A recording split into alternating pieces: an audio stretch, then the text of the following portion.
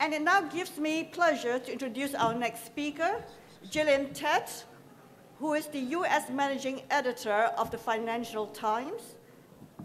This title does not do justice to the fact that she is in charge of a staff of 65 FT employees covering the Americas, so a really important job. Ms. Tett is one of the most admired and well-liked journalists writing on financial markets and the economic crisis today. She goes beyond cliches and abstractions to give us stories about how clever but misguided people created derivatives as weapons of mass destruction. She is the recipient of many awards. In 2009, Gillian was named Journalist of the Year by the British Press Awards, and in 2010, she received a President's Medal by the British Academy. More recently, the Society of American Business Editors and Writers gave an award for her feature article, Madoff Spins His Story. Her book titles are equally juicy. The first one is Saving the Sun: How Wall Street Mavericks Shook Up Japan's Financial World and Made Billions. It's published in 2004. The second book is Fool's Gold: How Unrestrained Greed Corrupted a Dream, Shattered Global Markets, and Unleashed a Catastrophe. This New York Times bestseller uncovers how the J.P. Morgan mafia shaped the credit world that plunged us into a global economic maelstrom. Tett is a frequent presence on TV, appearing on Charlie Rose and other news programs to discuss how the financial system works.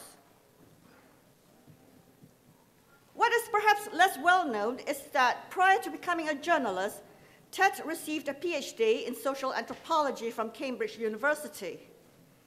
She has conducted extensive fieldwork, first in Tibet, then after the Tiananmen incident, she shifted to the Soviet Union as it was breaking up. Gillian Tett brings crucial ethnographic insights to her journalistic work, or journalistic analysis of current economic debates and policy development. So in the spirit of Laura Nader's call to study up, anthropology students, please take note. Gillian has compared getting to know the corporate and media elite in New York City to studying tribal leaders in Tajikistan. By focusing not on numbers, but on people and practices, she highlights both the creative destruction as well as the creative potential of human imagination, ethics, and action. Clearly, anthropology plays an important role in Gillian Tett's career as one of the most influential journalists in the world. So she will now speak on anthropology and the global financial crisis. Ladies and gentlemen, please join me in welcoming Gillian Tett.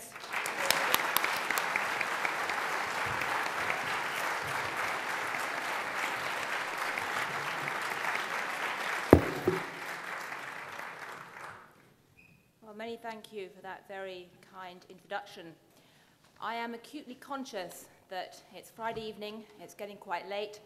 I'm the person who's keeping you away from the chocolate brownies outside, or a bar somewhere nicer. So I'm going to try and be fairly short, but I wanted to start off by saying that I'm very deeply honored to be here today, not only because I'm following after the great Ralph Nader, and I'm a very, very profound admirer of the works of Laura Nader, but also because I've spent many years of my life feeling quite guilty talking to anthropologists, because effectively in the last 15 years of my career, I've been something of an undercover anthropologist.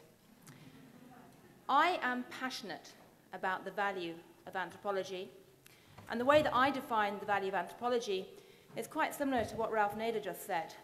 It's not defined so much by the location of where you study. It's not defined so much about the theories you ascribe to. It's really, in my mind, defined by at least three core things.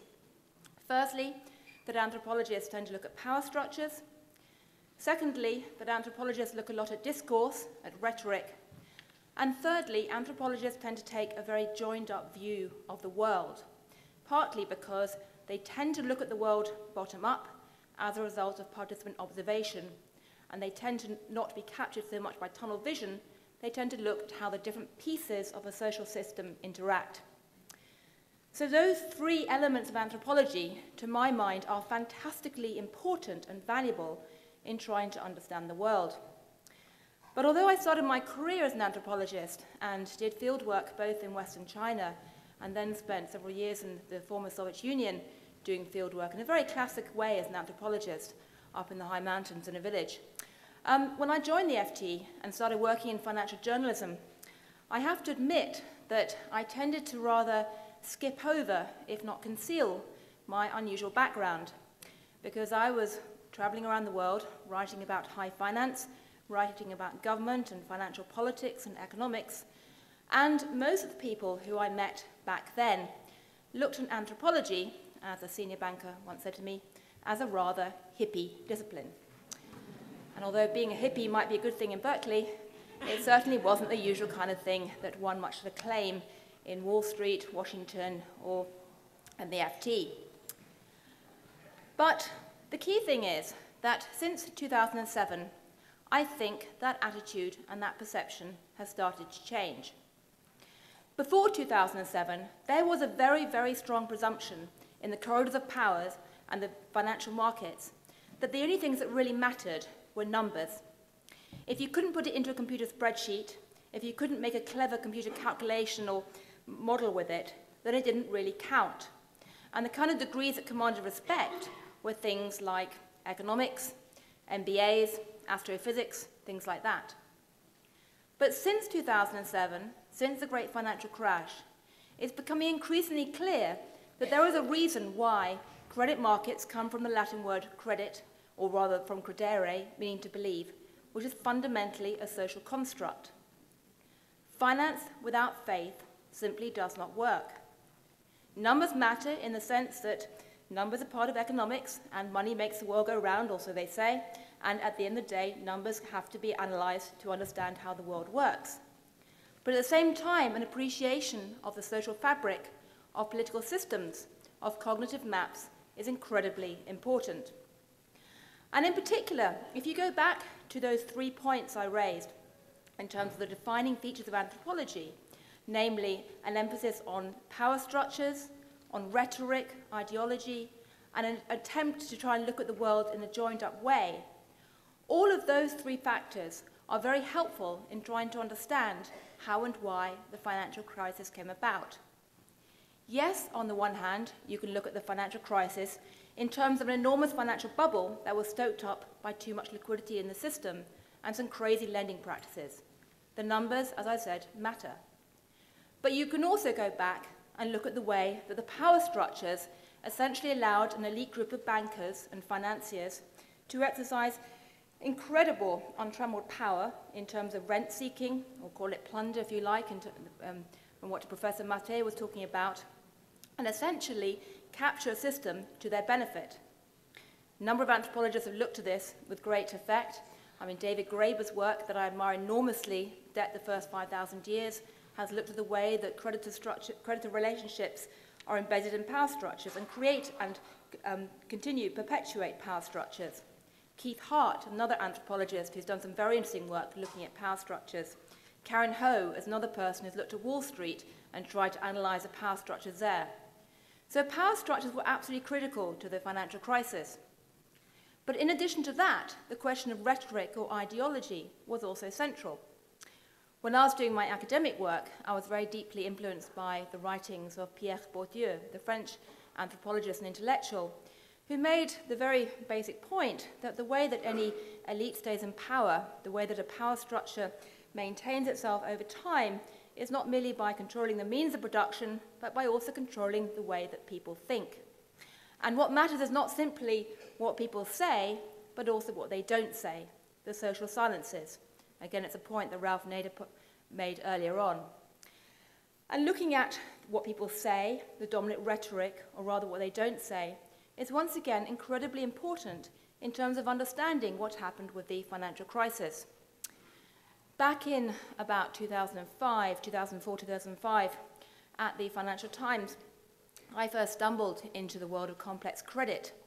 In many ways, it was a bit like going into Tajikistan to do my studies back as an anthropologist, in that I crashed into a world that not many people were looking at or knew much about, a world marked by a very strong sense of its own identity, its own networks, its own language, if you like.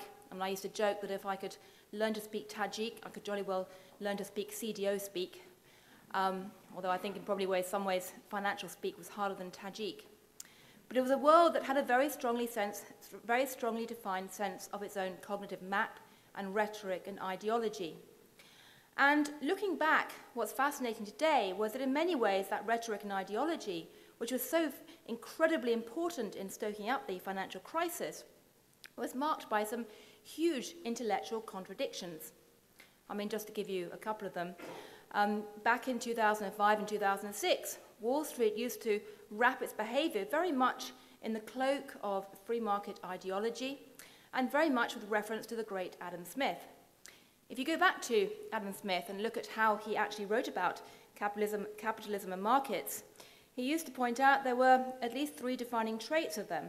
You needed to have a elision of ownership and management in companies, you needed to have free access to markets, and you needed to have free access to market prices. That's kind of how classic capitalism works. Of course, if you go back to Wall Street in 2005 and 2006, what you see is that almost none of those 3 factors were actually present. You didn't have free access to markets. You had a pretty dominant cartel of banks who were controlling many types of financial flows. You didn't have effective elision of management and ownership in the sense that bank shareholders were pretty irrelevant. And you also didn't have free access to market prices in many, many key areas. There was a fundamental intellectual contradiction.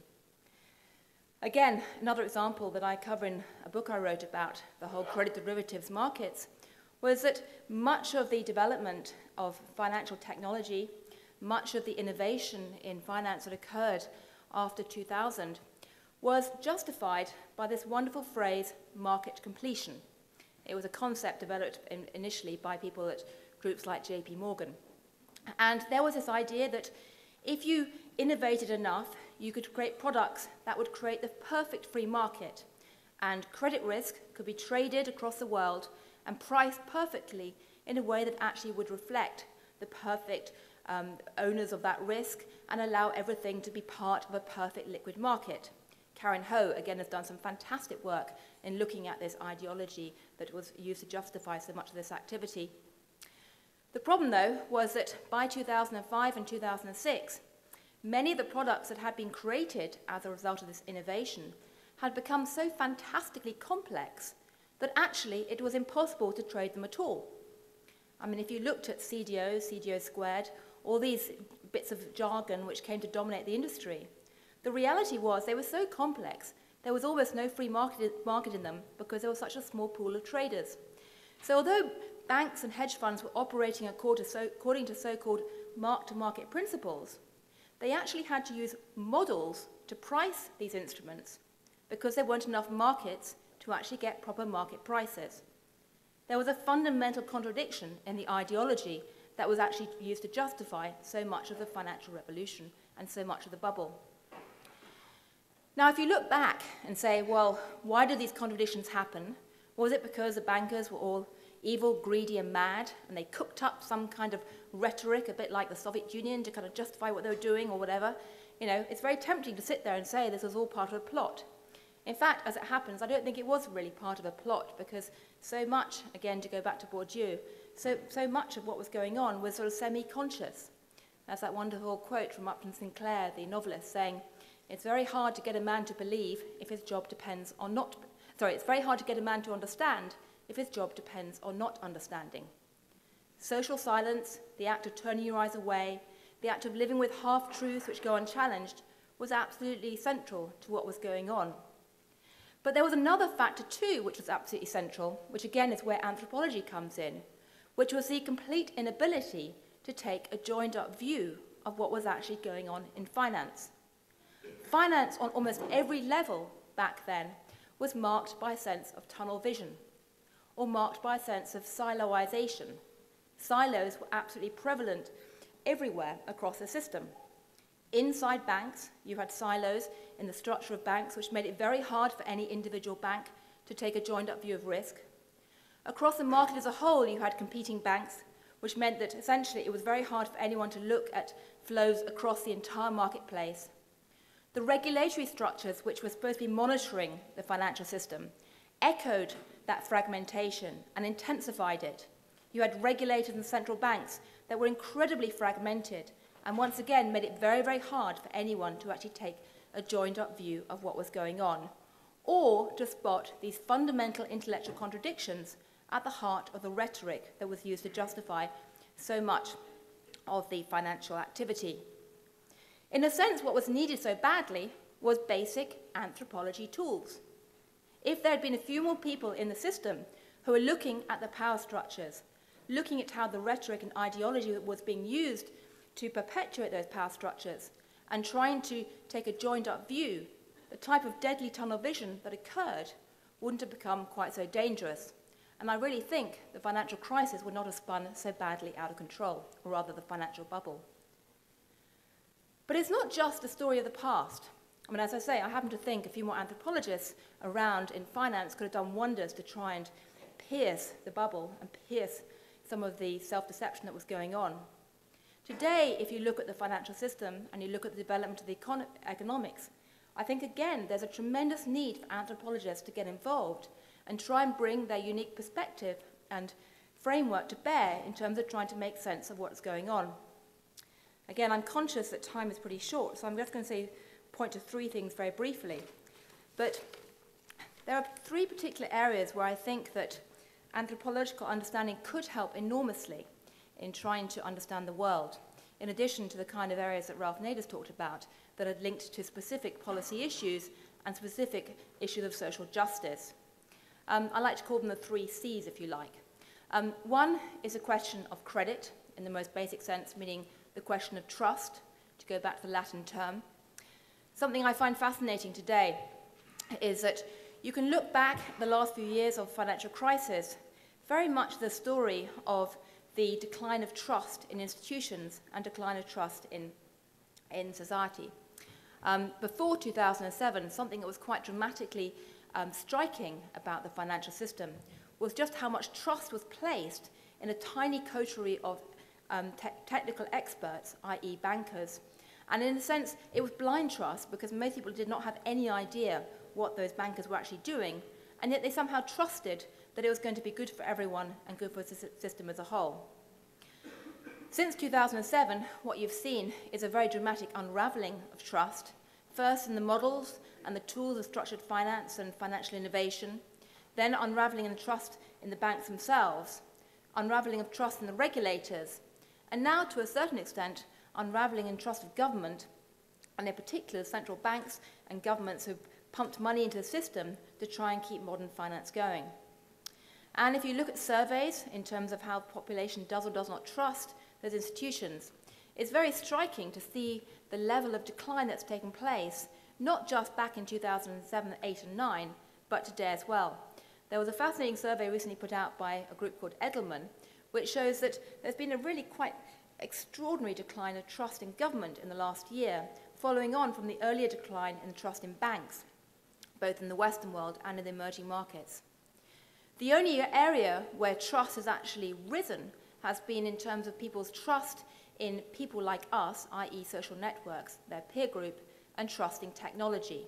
There's been quite a rise in trust in technology, which again I find fascinating. But these are very fundamental questions, or rather they raise very fundamental questions in terms of how societies operate and how they function. I mean, societies where there is no trust are societies which are plagued by very, very big problems. And the question, if you look at the global economy today, or even if you just look at America, the Western world, is how do you recreate trust? And how is trust shifting?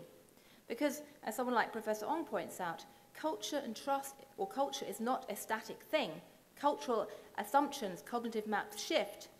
And anthropological perspectives in terms of how trust is currently developing in a country like America would be truly fascinating, not just for anthropologists, but also for wider academics as well. And they'd also have wider public policy messages too. Second area where anthropological insights have a lot to offer is on the issue of cohesion. Again, that's a kind of word which was almost never bandied around in economic circles or financial circles before 2007. But as the financial crisis has developed, the question of cohesion and how it does or does not operate is absolutely critical in terms of trying to look at economic policy and look at governments and look at how societies are developing. I mean, back in the late 1990s, I worked in Japan during the Japanese financial crisis.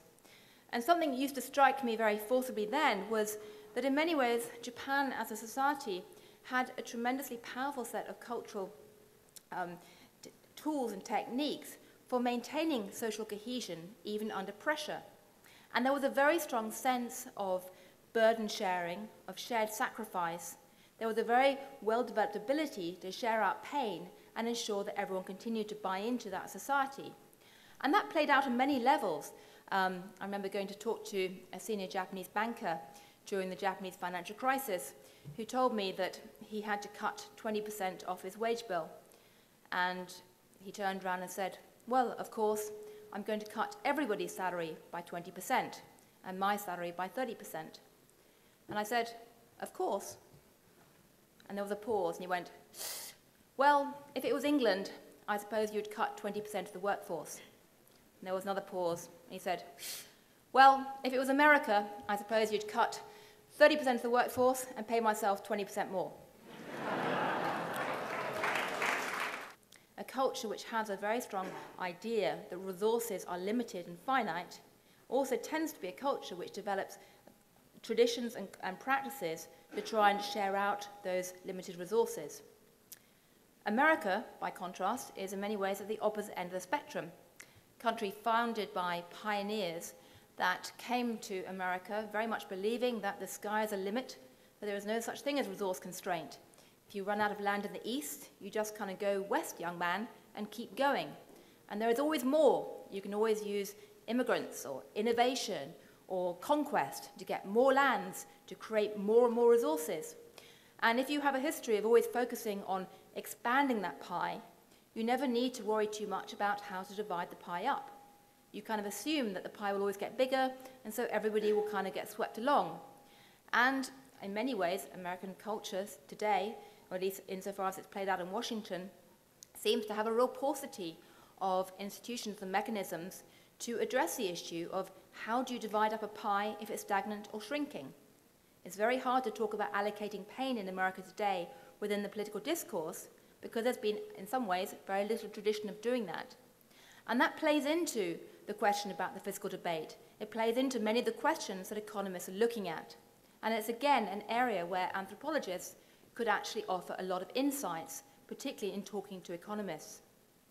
Europe, in many ways, is an even more mixed bag of issues, and it's even more pertinent because not only is the question of social cohesion critical inside countries, and it's playing out in very different ways between countries like Ireland at one end of the spectrum, which do have a high level of cohesion, and places like, arguably, Greece, which have far less cohesion. But also the question of cohesion across the Eurozone is becoming increasingly important too, particularly when you look at what's going to happen with the development of the euro. But a third area, and this is my last point, where anthropologists can play a very valuable role in stimulating debate is on the issue of complexity, the third of my 3 Cs.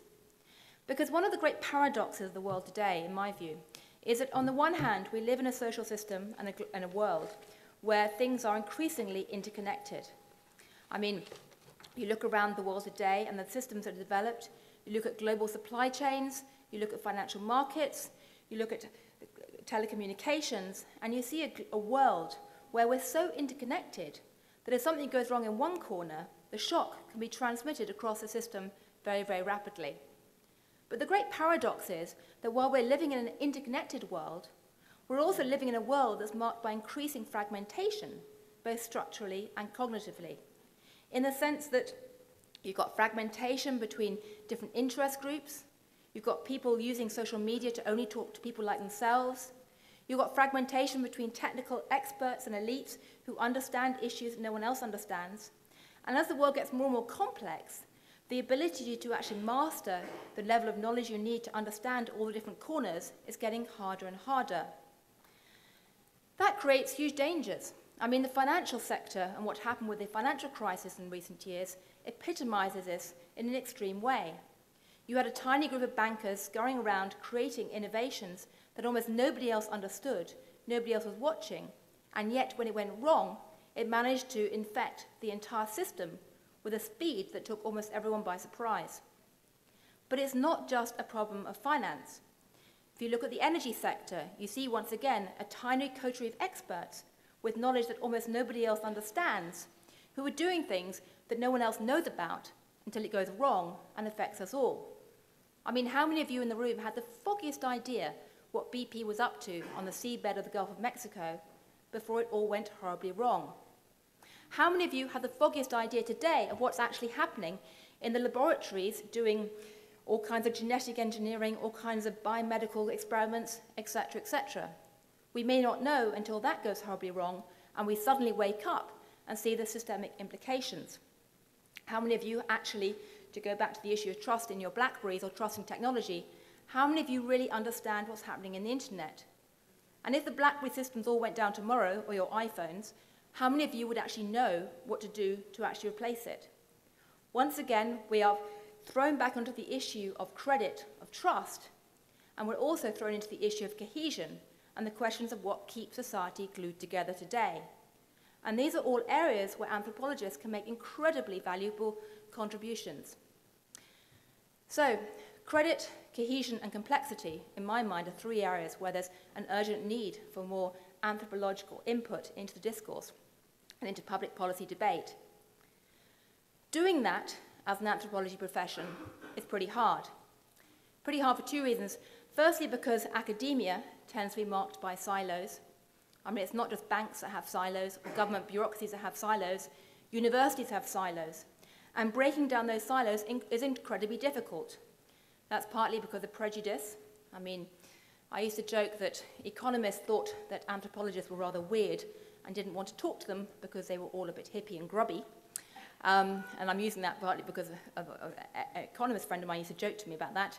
I think equally, many anthropologists might look at economists, and say they don't really want to talk to economists because they're all a bit morally grubby, in the sense that they're busy talking about money, and money is seen as being rather a grubby thing, and they're too closely allied with power and policy and things like that. But we have to break down those prejudices if we're actually going to start having a meaningful discussion. I mean, tribalism within academia is as unhelpful as tribalism in other parts of life. Another big problem, of course, is the structure of university careers and the fact that most departments, most universities, most academic milieus do not reward interdisciplinary debate and interdisciplinary connections. I mean, people tend to rise through universities if they pursue one career track and they don't jump around. It's very hard. Again, there needs to be much more articulation of the problem and much more attempt to try and break down those barriers and get meaningful interdisciplinary study. But I think the other problem, ironically, is the nature of anthropology itself and anthropologists. What makes a great anthropologist is somebody who can effectively sit quietly and listen and observe. Anthropologists, at their best, are brilliant chameleons. At their best, they're very good at looking at power structures and being rather cynical about governments. At their best, anthropologists tend not to want to project themselves onto a stage. They want to kind of sit in the bushes or behind the curtains and basically watch everyone else. In many ways, they are the polar opposite of economists, if you like, who tend to have extraordinary certainty in their views, as opposed to anthropologists who are constantly hedging and being modest, and who tend to want to put themselves in center stage and actually project their ideas on everyone else. Now, all of those qualities that make for great anthropologists and make for great observers also make for incredibly bad public policy people. Anthropologists tend to be very, very bad at advocating the values of their own discipline, partly because most anthropologists would rather die than go to Washington and stand up on a stage and actually engage with a grubby government, or actually engage with a kind of soundbite culture which is modern media today. But in many ways, if anthropology wants to get out there and actually has an impact, there has to be some compromise. There has to be an attempt to engage and actually do what anthropologists feel very uncomfortable about, and actually stand up and insert themselves into public policy and discourse in a much more active way. In my own small way, I've tried to do that in my own career. It's involved many compromises. I mean, I'm sure many of you can see the shortcomings of the modern media world. I mean, believe me, I can see them even more clearly as somebody who's actually living it every single day. And I spend my life in a rather schizophrenic way. Half of my brain is sitting there as an anthropologist trying to analyze how the media works. The other half is actually trying to get out there and do a media job and actually be engaged in that media world. So it involves a lot of compromises. But I, for one, believe that there is value in trying to make those compromises and get anthropology onto center stage. Anthropology, as I say, has fundamentally informed the way that I approach financial journalism, and I hope it's made me a slightly better journalist. For my own part, I hope that having a platform as a financial journalist has helped to advance the cause of anthropology in terms of putting it up there at least a bit on the public stage. Laura Nader spoke a lot about trying to get anthropology in the world, and it's something that, frankly, I think we all need to be engaged with, now more than ever. Not just because it's going to make better journalists, not just because it's going to make better financiers or better financial system, though I hope it will, but because I think it's going to make better anthropology discipline too.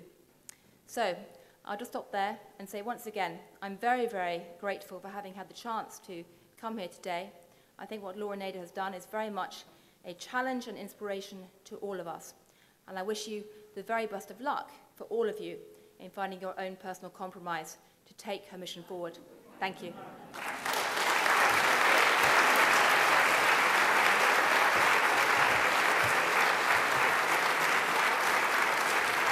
Thanks.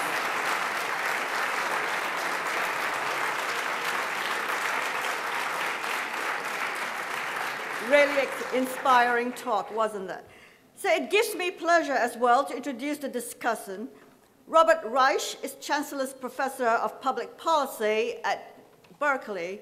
He has served in 3 national administrations, most recently as Secretary of Labor under Bill Clinton.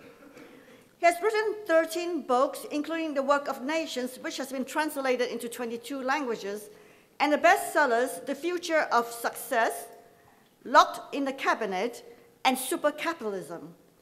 His most recent book is called Aftershock.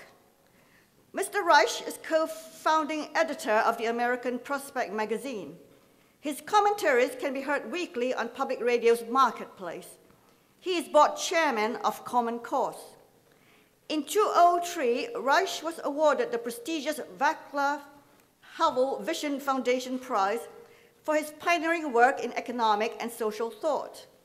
In 2008, Time magazine named him as one of the 10 most successful cabinet secretaries of the century. Professor Reich.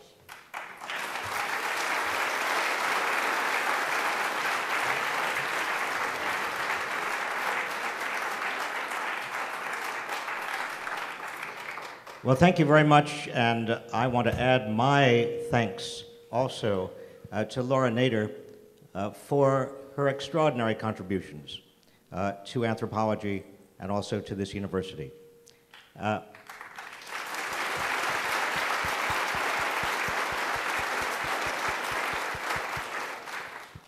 And other members of her family for their contributions as well.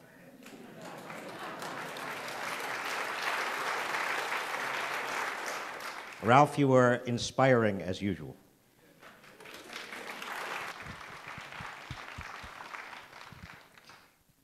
Gillian, thank you. You've left us with some very interesting framework for looking at what happened to Wall Street.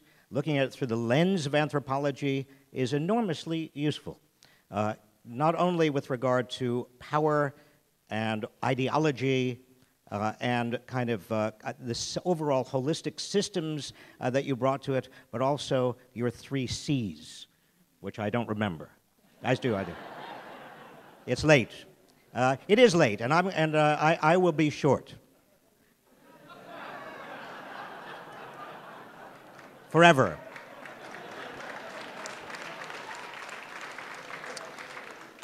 Let me just say, I really had one observation, and it comes out of a conversation I had in the late part of 2008, after Barack Obama had been elected.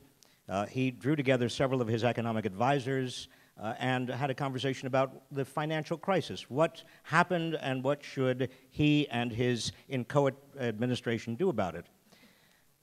Well, I remember I was there, and I had a remarkable conversation during the course of, actually just before the meeting, with somebody I had worked with in the Clinton administration who shall remain nameless. It is not fair to him. He happened to be Secretary of the Treasury for a time, and he then went on to Citigroup.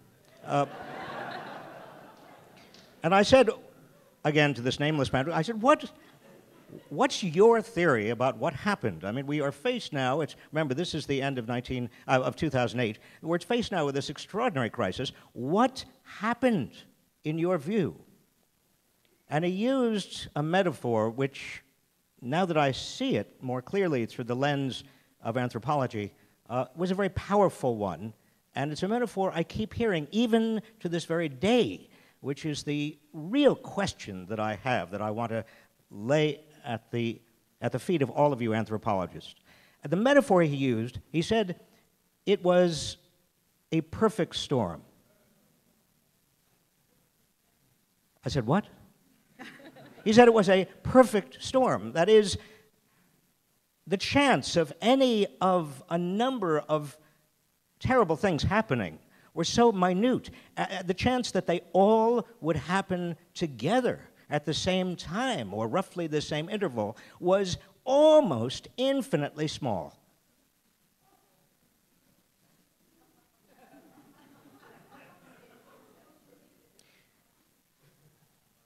Now here is my question.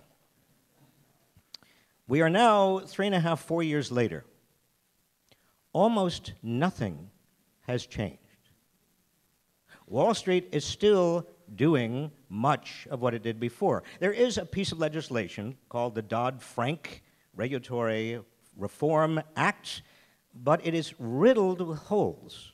In fact, at this very moment, Wall Street, having lobbied to make sure that there were loopholes in the act large enough for bankers to drive their Ferraris through, then continued with their lobbying to make sure that each of the regulatory agencies charged with implementing the act would be denuded of the authority it needed and of the personnel it needed to actually enforce the act, and now has moved on to phase 3, which is to litigate in the courts and to actually get injunctions and stays against every piece of the implementation that is left of Dodd-Frank, including, not incidentally, stopping the Commodity Futures Trading Commission from instituting a regulation that would limit the speculation in commodities like oil.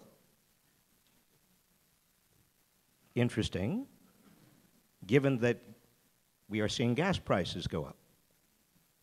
So why is it that this has happened?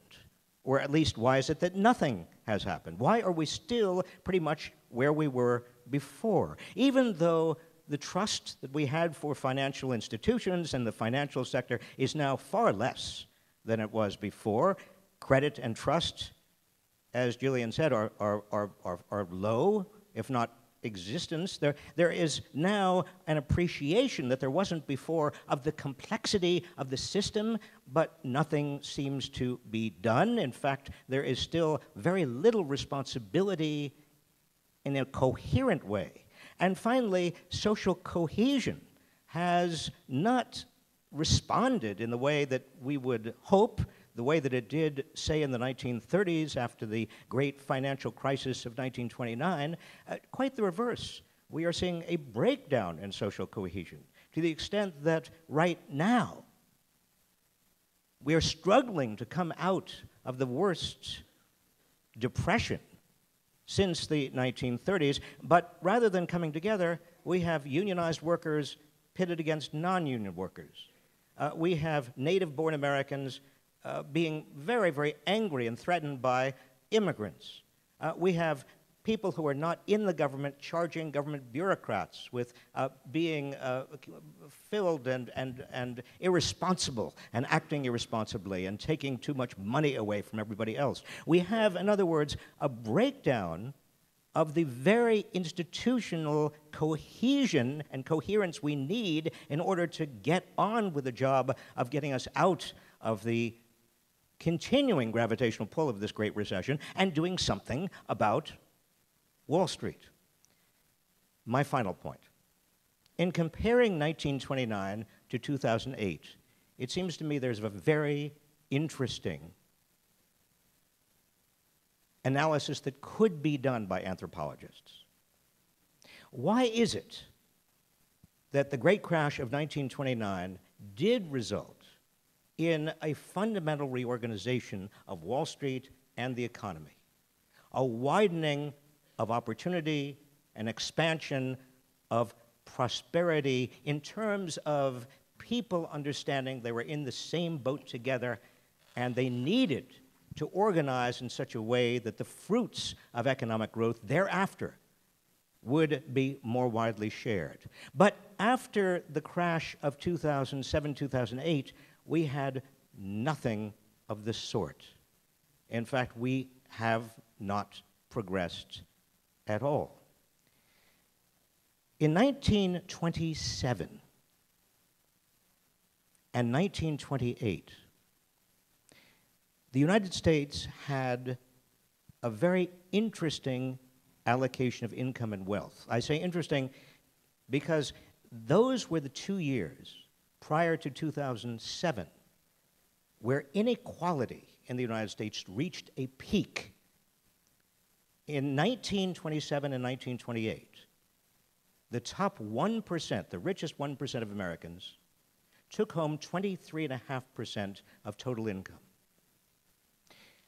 It was not until 2007 that we got back to the same peak where the richest 1% took home 23.5% of total income.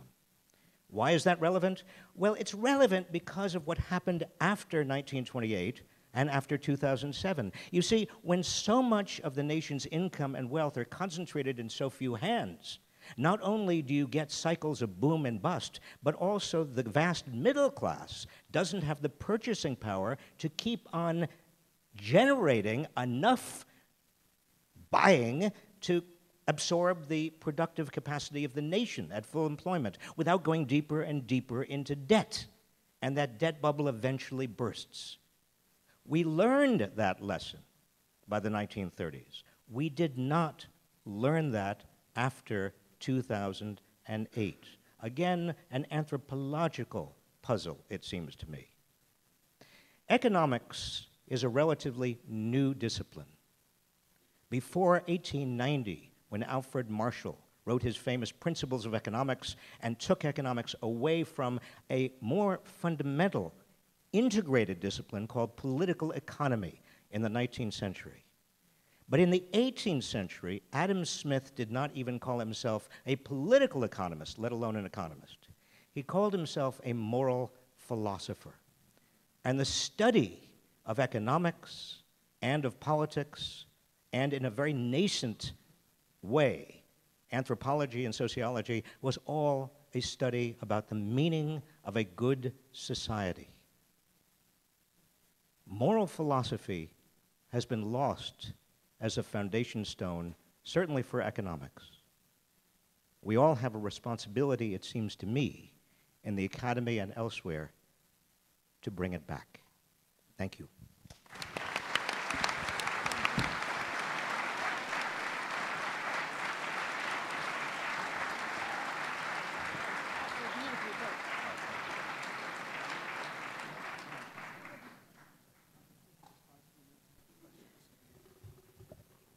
Yes, I've been told we have about 5 minutes for questions. So maybe a couple, then we can sort of combine them, addressed to the two speakers. All speakers. Yeah, maybe all the speakers can please come up here and sort of respond to questions from the floor. No? Yeah, is there a mic over there? Yes. Yes.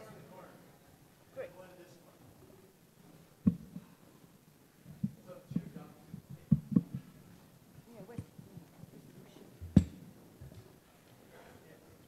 Yeah, please, go on. Yes. Queen Elizabeth was reported to have told a large assembly of the London School of Economics after the 2007-8 crash. She said to all these economists, "How come you didn't see this coming?" And my question would be, as an anthropologist and also a financial and economic journalist, why do you think that the overwhelming majority of economists missed seeing this crisis? There's a small handful, Nouriel Roubini, a few others, that saw this crisis and the severity coming before it came.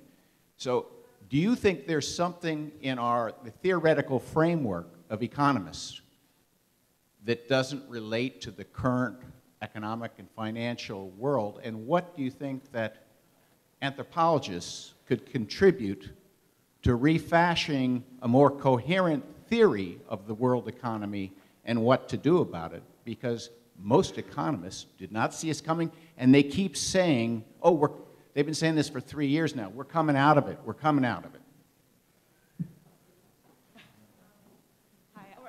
Hi, I would just like to get... I'm sorry, Professor Ron? Just keep Quickly, it short. okay. I study bankruptcy, and I would just like to get comments. I'm sorry, can you hear me? Okay. I study bankruptcy and individual debtors. I would like to get your comments on radical individualism. Whenever I'm working with debtors and people in financial crisis, all I hear about is how the individual is responsible, the individual. So the difference between 1920 and the current moment may have something to do with this discourse. So just your comments on that. Okay. Right. Do you have a question? Yes, I have a question. Please keep it very short, and that's the final question. Sorry. Is the importance and the value of anthropology too important to be left to anthropologists?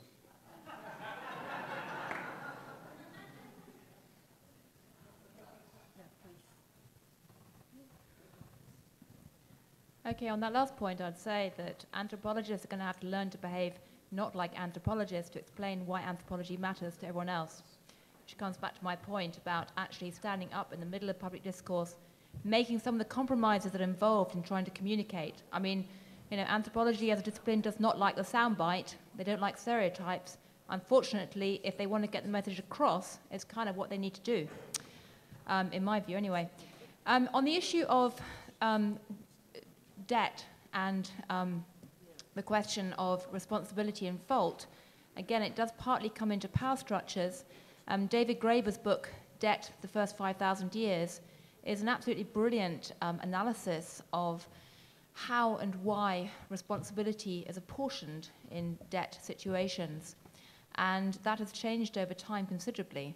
Certainly in America today, it's very striking that debt is seen to be the fault of the borrower, and there's a lot of finger-pointing at individual debtors.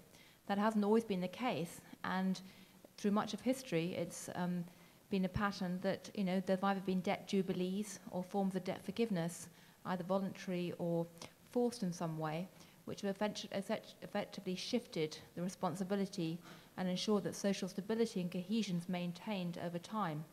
It's going to be very interesting going forward to see what happens both in America and Europe in that respect. My last point comes on the issue of why no one saw it coming amongst the economists. And I think it's partly because there was this fundamental problem of fragmentation and silos.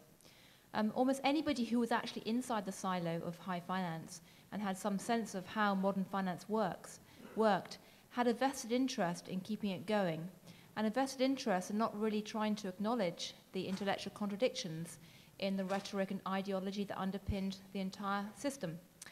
So frankly, if you were busy sitting on a desk at JP Morgan creating CDOs and pumping out all kinds of securities or whatever, or Goldman Sachs, you neither had the time or the incentive, or even sometimes the ability to actually see the dangers in the system as a whole. But the fault doesn't just lie there, because the reality is that almost everybody outside high finance had absolutely no inclination or desire to actually peer inside the financial system and see what was going on. I mean, it comes back to the essential problem about trust and about complexity. And there was this incredible temptation to simply assume that either high finance was something you just kind of left to the high financial experts, or else to label it as being very boring and geeky and dull, or if you're coming from a more left-wing perspective, as all being rather grubby or rather distasteful, and it was much easier just to avert your eyes and somehow kind of pretend it didn't really exist. And so the fact there were so few people peering into high finance and looking at what was going on in the credit bubble was precisely why it continued for so long, precisely why the intellectual contradictions carried on unchallenged, and why the bubble spun out of control. There's a very, very important lesson there, because as I said before, finance is not the only sector marked by silos. And if there's one thing I'd plead to all of you as anthropologists, try and look hard at the boring, geeky, dull, distasteful areas of life and challenge the social silences, because not challenging the social silences was disastrous in finance, and it could be equally disastrous in other areas too. Thank you. Yeah. Would you like to answer? I'll take just a quick turn on the question of why it was not anticipated. It was anticipated. Many people in the financial community and outside the financial community knew that something terrible was happening, because you couldn't possibly maintain the extraordinary debt loads and the degree of risk that was being built up.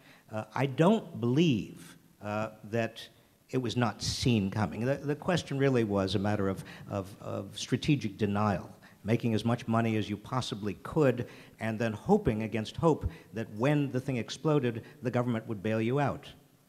Well, guess what? It worked.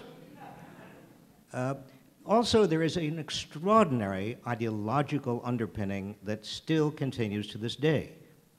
Two economists walking down the street. One says, "Look, there's a $10 bill there on the street. Why don't you pick it up?" The other says, "I'm not going to pick it up. If there was really a $10 bill there, somebody would have picked it up already." And then finally is power. Where there is money, there is political power. Wall Street now has more political power than ever before, because it has more money than ever before. Not only do you have secretaries of the Treasury in Democratic as well as Republican administrations, traditionally emissaries, ambassadors from Wall Street, but now you have virtually unlimited campaign contributions, much of it coming directly or indirectly from Wall Street. Why can we not reinstitute the Glass-Steagall Act? Why was the Glass-Steagall Act, in fact, repealed during the Clinton administration? Well, there is a very simple answer. It's the same answer as to why we can't even raise taxes on private equity managers above 15%.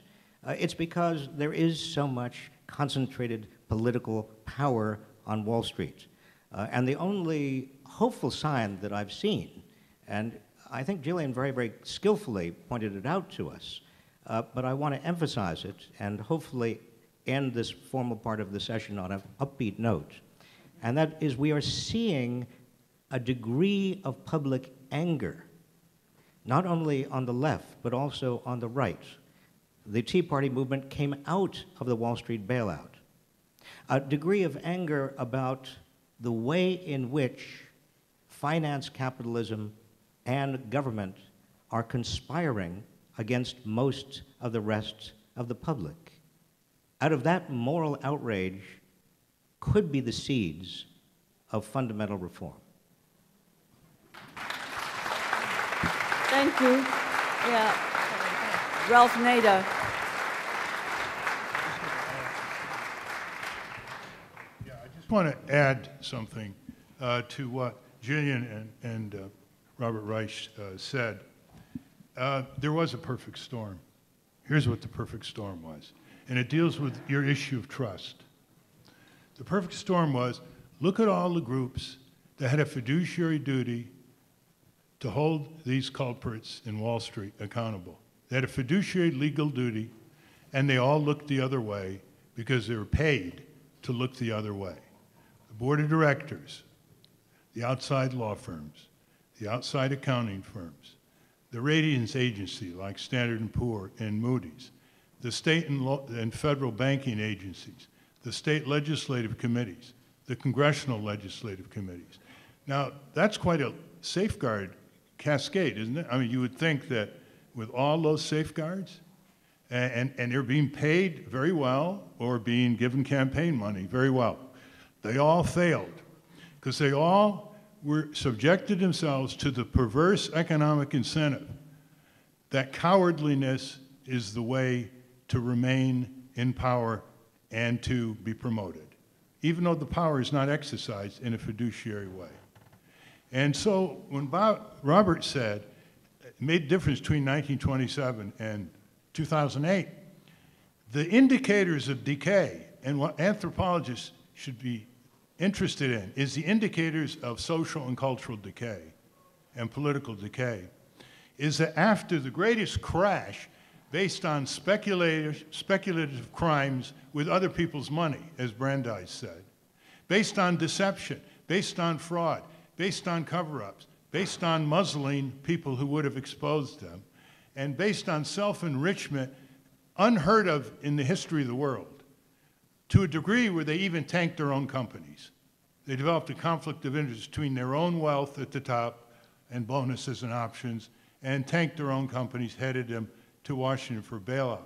They emerged stronger than ever. That's the sign of decay.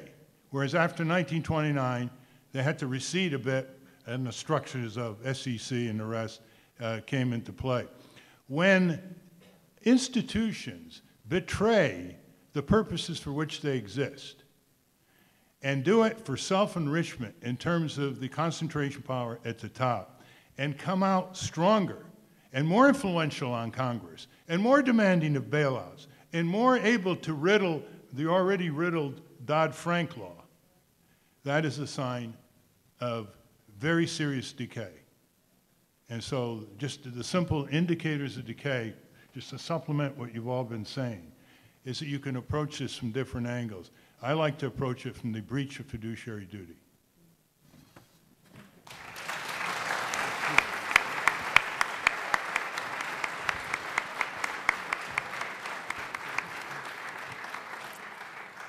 I have the unfortunate duty to call us to a close. I thank you all, and please thank our guests, speakers.